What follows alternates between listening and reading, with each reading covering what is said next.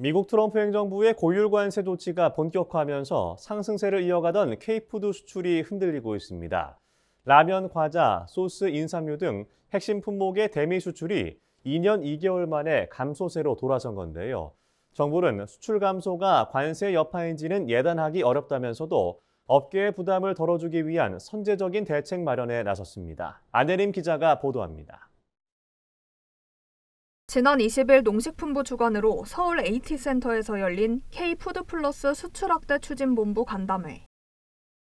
미국의 15% 관세 발표 이후 처음 마련된 자리로 주요 농식품 수출 기업과 정부 관계자들이 모여 하반기 대응 방안을 논의했습니다. 이번 상호관세 발표로 식품업계는 한미 FTA 체계 아래 누리던 무관세 혜택에서 벗어나 15%의 관세 부담을 지게 됐습니다. 한국무역통계진흥원에 따르면 지난달 가공식품을 포함한 대미 농식품 수출액은 1억 3,900만 달러로 전년 동월 대비 6.7% 감소했습니다.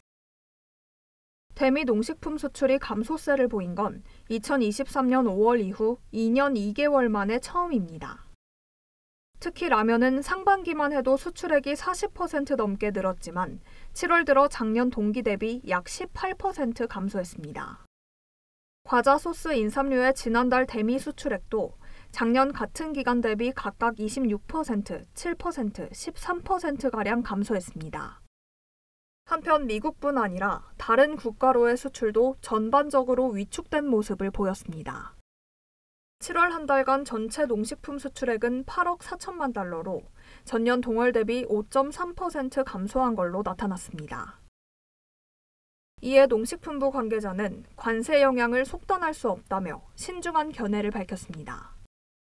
일시적으로 발주 물량이 당겨진 이런 효과가 크게 작용한 것으로 보이기 때문에 이것만으로는 상호 관세가 그 수출에 미치는 영향이 정확히 무엇인지는 예단하기는 좀 어렵다는 겁니다.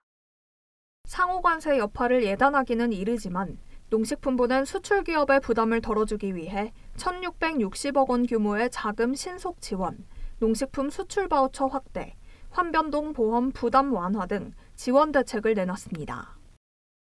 생산비 절감이나 신제품 개발, 시장 개척 등을 위해서 정부가 가용한 자원을 좀 최대한 확보해서 그 원료 구매 자금, 이런 정책 자금을 최대한 빠르게 지원을 하려고 하는 거고요. 농식품 수출 바우처 자금도 최대한 확보해서 그 추가 지원을 하려고 하고 있고요. 올해 상반기 누적 대미 수출은 작년보다 21.3% 늘었지만 7월 들어 감소세가 뚜렷해진 만큼 업계와 정부의 기민한 대응이 하반기 K푸드 수출의 성패를 가를 걸로 보입니다. MBS 안혜림입니다.